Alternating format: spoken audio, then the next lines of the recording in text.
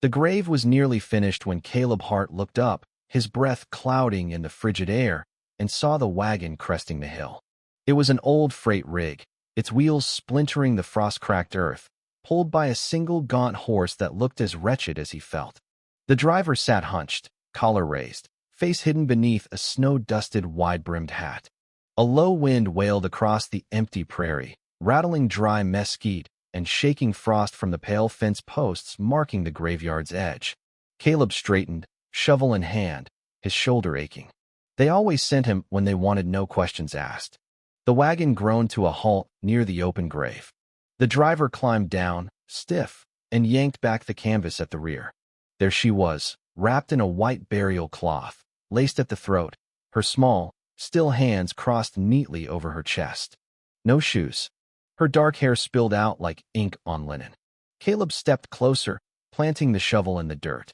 "This her?" The man nodded, voice dry and sharp. "Name's not important. She passed last night. Family wants no fuss. Bury her before sunrise." Caleb glanced at the body, then back at the man.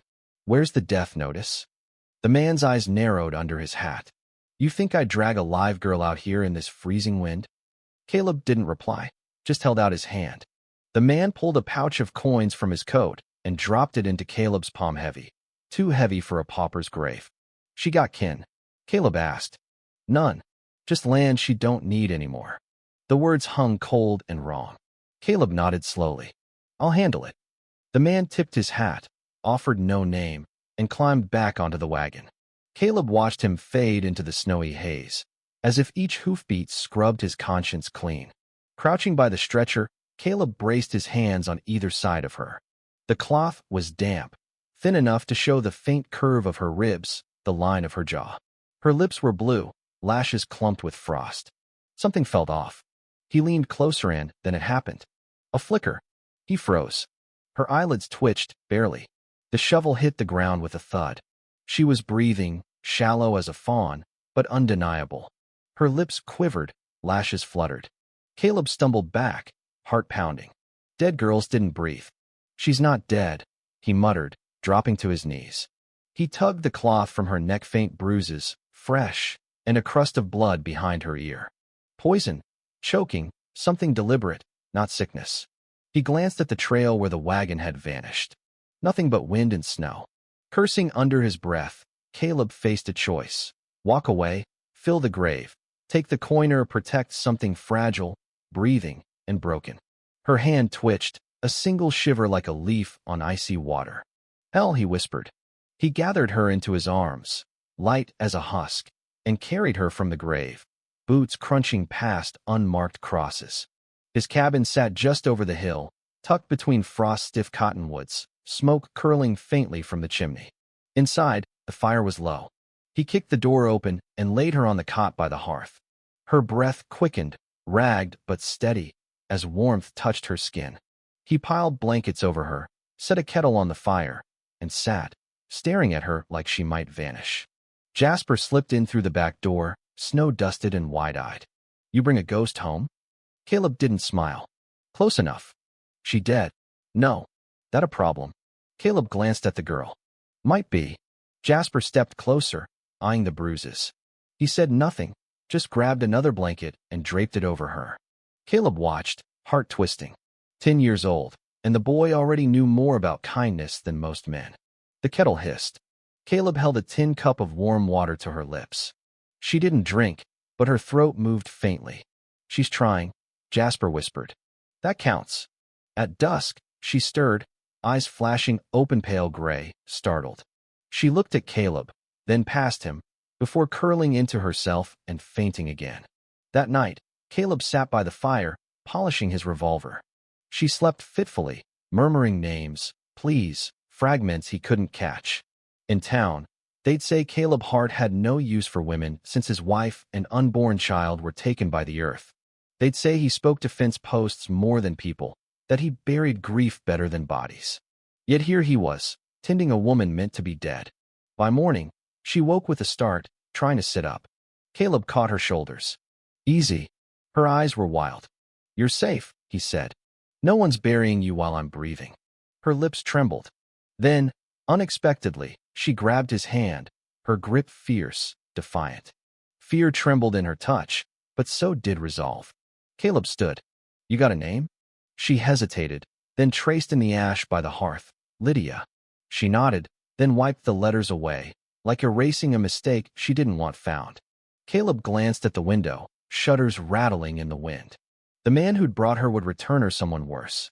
He'd buried strangers for years, but this woman wasn't going in the ground. Not yet. Caleb's heart might have been broken, quiet, a drunk some nights, but he knew one thing. When the dead come back, someone always wants them dead again. That's where trouble began and maybe, if he was lucky, where redemption clawed its way in. For 3 days, she didn't speak. Caleb watched her like a sentinel, bone-tired but certain she wasn't just a girl buried too soon. She slept with one arm curled to her chest, guarding something even in sleep. Her breath was shallow, her face half flinched, expecting another blow. Jasper was the only one she relaxed around. He'd sit by her, peeling apples with a hunting knife, rambling about his favorite rifle or whether a bear could outrun a horse. Sometimes her lips curled, almost a smile. When she could sit up, she pointed to Caleb's chalk for marking fences. She wrote on the wall by the hearth, Lydia Beth. She underlined it twice, then erased it 5 minutes later. That night, a storm buried the ranch in snow. Caleb fought numb fingers to keep the livestock from freezing, stumbling back inside soaked. Lydia sat by the fire, bundled in quilts, holding broth Jasper had warmed. Her hair was braided Jasper's doing. You're letting her stay, the boy said. Caleb didn't answer, just crouched by the fire, jaw set. Lydia raised her cup in thanks. He nodded. That night, she woke screaming, hands clawing the blankets. Caleb steadied her, palm on her shoulder. She shook her head, trying to forget something burned into her mind. By morning, Caleb rode into Dust Hollow under a gray sky. The town was grimy, storefronts weathered, old men staring from the saloon porch. The air felt tight, too quiet. The sheriff's horse was tied out front unusual for a Monday. In the general store, Caleb bought sugar, soap, and boots, then asked, casual as he could, if anyone had died lately. Woman, about 25, no family. The clerk scratched his head. You mean the Raven girl? Lydia Beth, I think. Married one of them Crane boys. Got sick sudden, died in her sleep. Buried quiet. No preacher, no notice. Poof ghost. Caleb kept his face blank. Where's the Crane ranch? You sure you want to poke that nest? Just point me. West of Dry Creek. They own the low ridge. Gideon Crane runs it since his brother Micah died in a fire last month. Big One took the homestead. Word is, Micah left things messy debts, some say. Gideon's the brains. Back at the ranch, Lydia stood outside, wrapped in Caleb's coat, staring at the snow. You married a Crane? He asked softly. She nodded once. Micah. Another nod, slower. You loved him? No answer. She took the chalk and wrote on the porch. I was sold. Then, Gideon wanted the land. Micah was dying. I was just the deed. Caleb stepped back, gut punched. He read the words twice, then stared at the horizon, a slow burn rising inside. That night, Lydia found his ledger names, payments, graves. She touched a page gently. A woman, consumption, buried last spring. Her husband cried, Caleb said. Married a saloon girl 3 weeks later. Lydia pointed to another name, shot, card game. She kept turning pages until she found her own. Caleb Hart, burial, outskirts, paid in advance, no kin. She crossed it out with one line. You don't have to be her anymore, Caleb said. She tapped her chest. Me? That night, the dog didn't bark, but Caleb heard snow crunch. Rifle in hand, he stepped onto the porch. 2 men on horseback stood at the tree line, faces hidden. One held a swaying lantern, a warning. Caleb raised his rifle. You're 1 fence too far. The lantern lowered. They vanished into the dark. When Caleb returned, Lydia was by the door, rifle in her hands, unflinching. Next morning, she drew a symbol in the window frost, a curve, a slash, a crooked V. Brand, she whispered. Caleb froze. He'd seen that mark on a dead steer. Same week Micah died. Same week Lydia was buried. He poured a drink. It tasted like rust. Jasper burst in. Man in town asking about a girl. Says she's a cousin, but folks say she ain't got none. Caleb nodded. We move her. The barn loft was cold but dry, layered with hay and quilts. Lydia didn't protest, just gripped his coat as he carried her. He left Jasper with her and rode to town, his old coat hiding iron in its pocket. At the saloon, Sheriff Tatum sipped whiskey by the window. "Something you want to tell me?" Caleb asked. Tatum raised a brow. "Plenty. None I care to share. A girl was buried last week." "Don't know what you mean." "She didn't stay buried." Tatum leaned back. "Some folks don't know when to lie still." Caleb didn't smile. "Try to make her, and I'll dig a hole wide enough for you all." The room stilled. Tatum's jaw tensed, but he didn't blink. Caleb walked out, boots loud on the floor. Back at the ranch, Lydia stood by the stove, hair damp, face calm. "You stirred the nest," she said. "You're alive," Caleb replied. "That stirred it fine." She touched his chest. "Why help me?" "Because when I saw you in that grave, you weren't the only one buried." Her shoulders eased. For the first time, Caleb saw not just a girl who wouldn't die, but a woman fighting to live. The wind turned sharp, biting. Lydia moved through the house like a shadow with breath, whispering only when necessary, her voice husky but alive. She no longer flinched at doors, though her eyes scanned every window. Jasper built her a shelf by the hearth-dried flowers, a mirror stub, a button hook. When she thanked him, he blushed, muttering she was better company than Caleb. But no one relaxed. Not with the memory of those men, the eyes still watching. Caleb kept rifles loaded, slept in his boots, hand drifting to his revolver. A life digging graves made him twitchy, but protecting someone left for dead turned nerves into fused lines. One evening, splitting kindling, Caleb spotted the brand carved into a barn beam. Lydia confirmed it, whispering, "They've claimed it." "Claimed what?" "Everything inside. They think you're still here." "I am," she said, nodding. "You ready to fight for it?" The next night, Caleb dreamed of fire. He woke to its smoke curling under the door. He leapt up, boots hitting the floor. Jasper stumbled into the hall, coughing. Caleb kicked open the door as heat slammed him. "Lydia." She appeared through the smoke, limping from the ladder, eyes locked with his. He caught her, dragging her into the snow. Jasper threw water, useless against the inferno.